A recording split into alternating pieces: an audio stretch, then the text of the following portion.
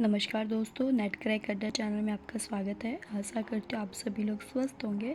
तो दोस्तों, आज जो है हमारा इंटरनेशनल बिज़नेस का ये लास्ट टॉपिक है।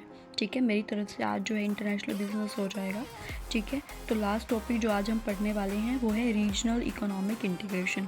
ठीक है, इंटीग्रेशन का मतलब क्या है कि हमने सारे ही इकोनॉमिक को क्या करना है, रीजन वाइज उनको जोड़ना है। ठीक है, ताकि जो टैरिफ और नॉन टैरिफ बैरियर जो हैं वो कम हो सके और ताकि जो हमारा ट्रेड है वो बहुत ही फ्री फ्लो हो सके, ईजिली जो है वो एक्सपोर्ट इंपोर्ट हम कर सकें। ठीक है, तो रीजनल इकोनॉमिक इंटीग्रेशन क्या है वो हम आज जो है इस वाली वीडियो में अच्छे से पढ़ेंगे। ठीक है, देखो मैंने क्या लिखा है, it refer to agreements between countries in a geographical region to reduce tariff and non tariff barriers. ठीक है, मतलब कि एक ऐसा एग्रीमेंट्स होता है कंट्रीज़ के बीच में।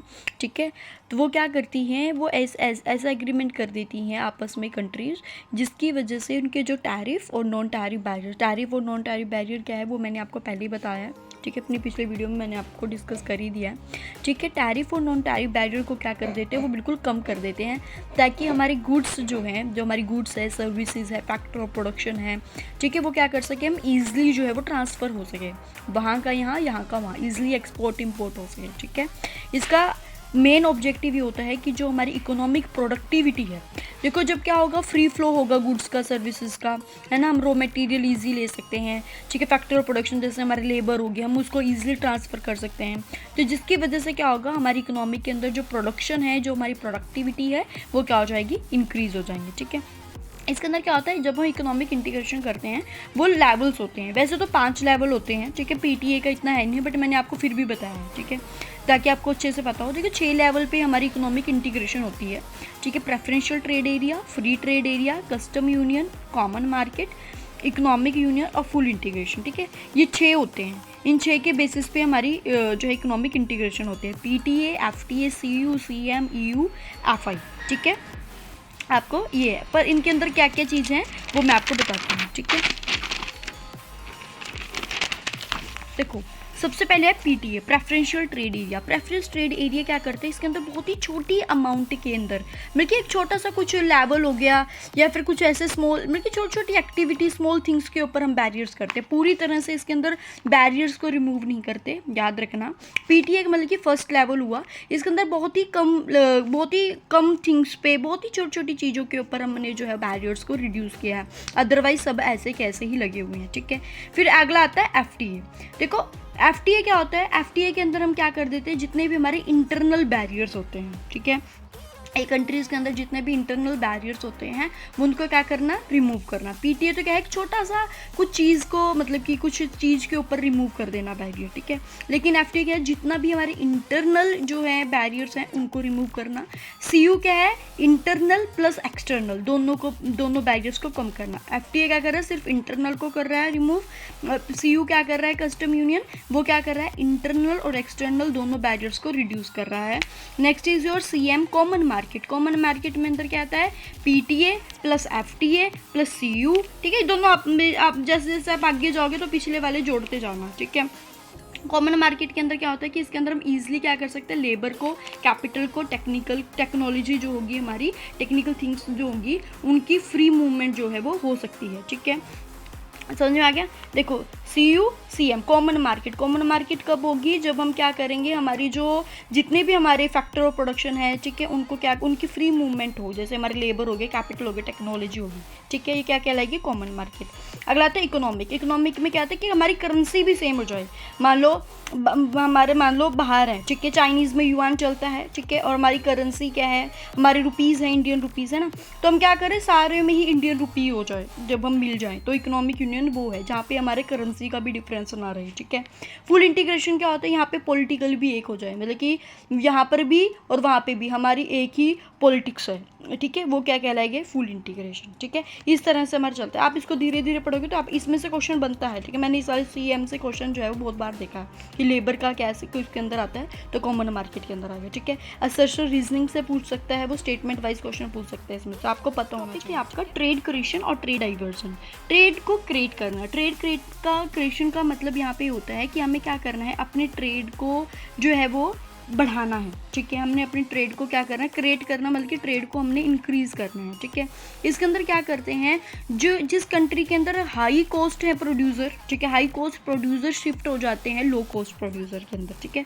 ट्रेड कभी तो क्रिएट होगा जब ज़्यादा बनाने वाले छोटी छोटी चीज़ों पर, छोटी जगह पर भेजना शुरू कर देते। देखो क्या लिखा है, it is the increase trade that occurs between member country to trading, removal of trade barriers, allow greater specialization means that price can fall and trade can expand. इसके अंदर क्या आता है, प्राइस कम हो जाएगा जब बहुत लेवल पे हम बढ़ाएंगे, ठीक है। जैसे हम पता है कि जब हम बल्क में चीज़ें बनाएंगे, ठीक है, जब हमारी फैक्ट्री प्रोडक्शन इंक्रीज हो जाएंगी, ठीक है, जब हम ज़्यादा प्रोडक्शन करेंगे तो जिसकी वजह से हमारी कॉस्ट क्या हो जाती है, कम होती है। जब कॉस्ट कम होगी तो प्राइस भी कम होगा और उसकी वजह से हमारा ट्रेड जो है वो बढ़ेगा, ठीक है। मतलब हम क्या कर रहे हैं, हाई कॉस्ट से, हाई कॉस्ट जो प्रोड्यूसर हैं वो किसके अंदर शिफ्ट हो रहे हैं, shift high cost producer to lower cost producer, ठीक है। Next is trade diversion. Trade diversion opposite of your trade creation. इसके अंदर क्या आता है, इसके अंदर डिक्रीज हो रहा है ट्रेड, ठीक है। ट्रेड क्या हो रहा है, हमारा कम हो रहा है, मतलब कि हमारा जो ट्रेड है वो शिफ्ट हो रहा है हमारे लोअर से हाई की तरफ, ठीक है। हमारा ट्रेड क्रिएट कैसा होगा, जब हम हाई से लो की तरफ जाएंगे, ठीक है। पहले हमारा हाई था, अब हम लो कर रहे हैं तो हमारा ट्रेड बढ़ रहा है, ठीक है। ट्रेड डाइवर्जन क्या है कि बढ़ रहा, हमारा पहले क्या था, छोटा था, अब क्या हो रहा है, बढ़ रहा है, ठीक है।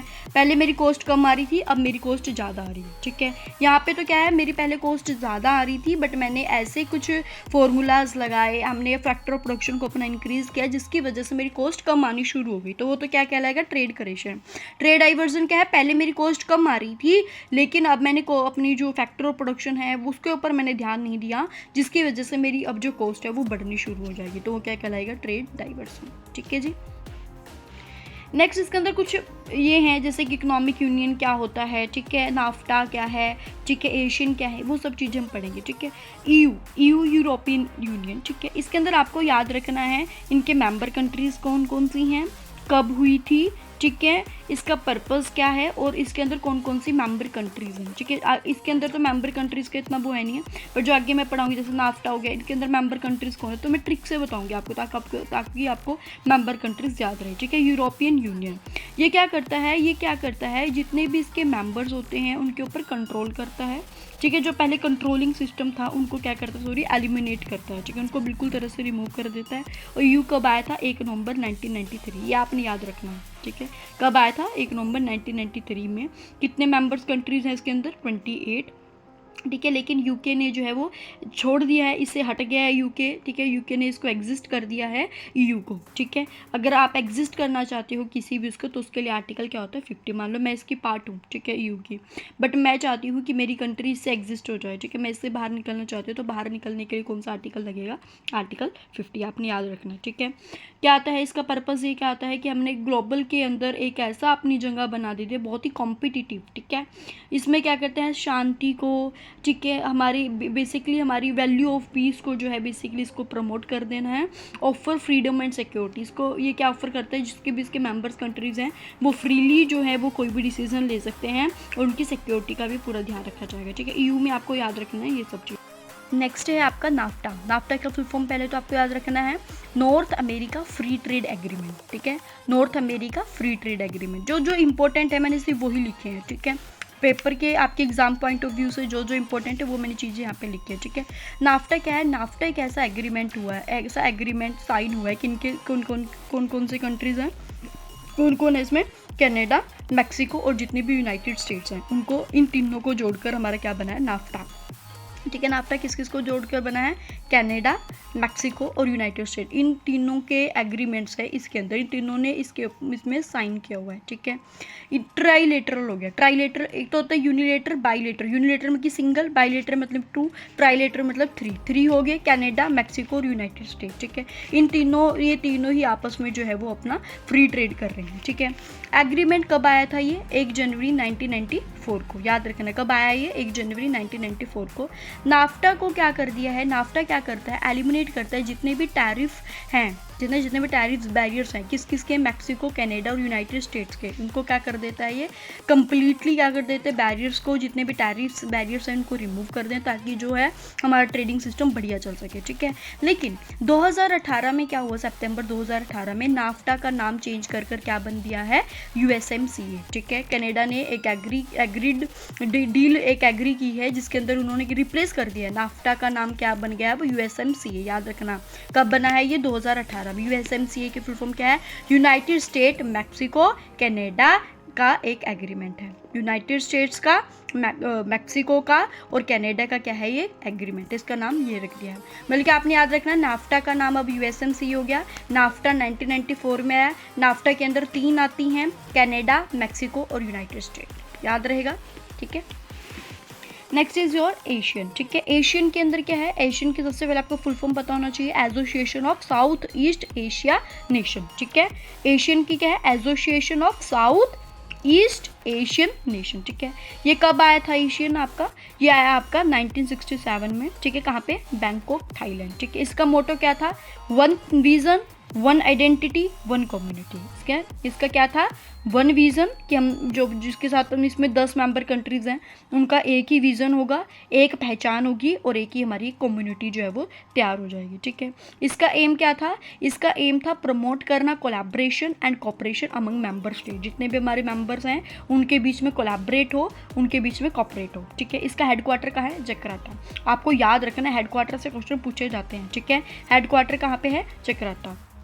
इसके अंदर 10 मेंबर स्टेट ये हैं। अब आप कैसे याद रखोगे कोई कौन सी 10 हैं, ठीक है। तो इसके लिए ट्रिक क्या है, first MP love BBC, first MP love BBC।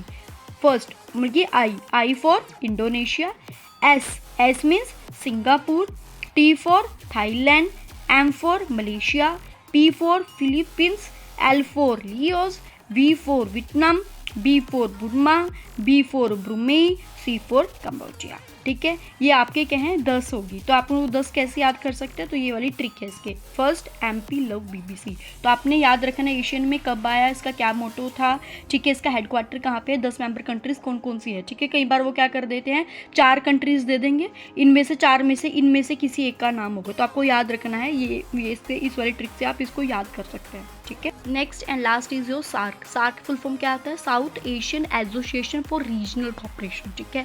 और ये कब आया था, ये आपका आया था 8 दिसंबर 1985 को, ठीक है। इसका हेडक्वार्टर का है नेपाल, काठमांडू, ठीक है। काठमांडू में नेपाल में इसका क्या है, इसका हेडक्वार्टर है, ठीक है। इसके अंदर 8 मेंबर कंट्रीज, 8 मेंबर कंट्रीज वो कौन कौन सी हैं, ठीक है। उसके लिए ट्रिक है MBBS पेन, ठीक है। MBBS क्या है, पेन है, ठीक है। MBBS जल्दी से क्लियर वो नहीं होती है, ठीक है। MBBS में आपको खुद को रगड़ना पड़ता है, तो ट्रिक है MBBS pen. M for Maldives, B for Bhutan, B for Bangladesh, S for Sri Lanka, P for Pakistan, A for Afghanistan, I for India, N for Nepal, ठीक है। आप इसको ऐसे याद कर सकते हैं। इसके ये 8 मेंबर्स कंट्री, सार्क के अंदर कितनी है 8 मेंबर कंट्रीज, ठीक है।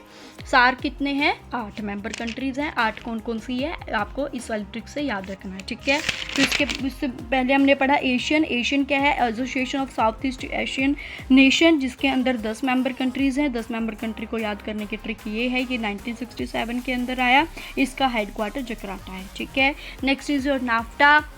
नाफ्टा एक साफ्टा होता है, वो साउथ अमेरिका का हो जाएगा, ठीक है। नॉर्थ का है तो वो साउथ का हो जाएगा, ठीक है। ये कब आया 1994 के अंदर। सिर्फ 3 आती हैं, कनाडा, मैक्सिको, यूनाइटेड स्टेट। 2018 में इसको नाम चेंज करके USMCA हो गया, ठीक है। ये याद रखना है आपने। एक था आपका EU क्या है, EU कब आया आपका 1993 में आया, ठीक है। इसके अंदर आपका बेसिकली क्या था, इसके अंदर जितने भी हमारे मेंबर्स थे उसके अंदर जितना भी कंट्रोलिंग सिस्टम था वो हटा दिया गया था, ठीक है। ये सब चीज़ें आपने इसके अंदर याद करना है, ठीक है। हमने ट्रेड क्रिएशन, ट्रेड डाइवर्सन के बारे में पढ़ा है, ठीक है। और इसके अंदर हमारे 6 लेवल होते हैं इकोनॉमिक इंटीग्रेशन के, ठीक है। आज जो मैंने पढ़ाया वो रीजनल इकोनॉमिक इंटीग्रेशन था। ये आपका लास्ट टॉपिक है इंटरनेशनल बिजनेस का। अगर आपको इसमें कोई डाउट है तो आप मेरे को कमेंट कर सकते हैं। वीडियो अच्छी लगे तो मेरे चैनल को सब्सक्राइब करना, वीडियो को लाइक करना। नेक्स्ट जो हम सब्जेक्ट पढ़ेंगे वो इकोनॉमिक्स से मैं कल से स्टार्ट करूँगी, ठीक है। आज मेरी तरफ से इंटरनेशनल बिजनेस जो है वो सब्जेक्ट जो है वो क्लियर हो चुका है। ये वाली यूनिट मेरी तरफ से जो है वो कंप्लीट हो चुकी है, ठीक है दोस्तों। जय हिंद, जय भारत।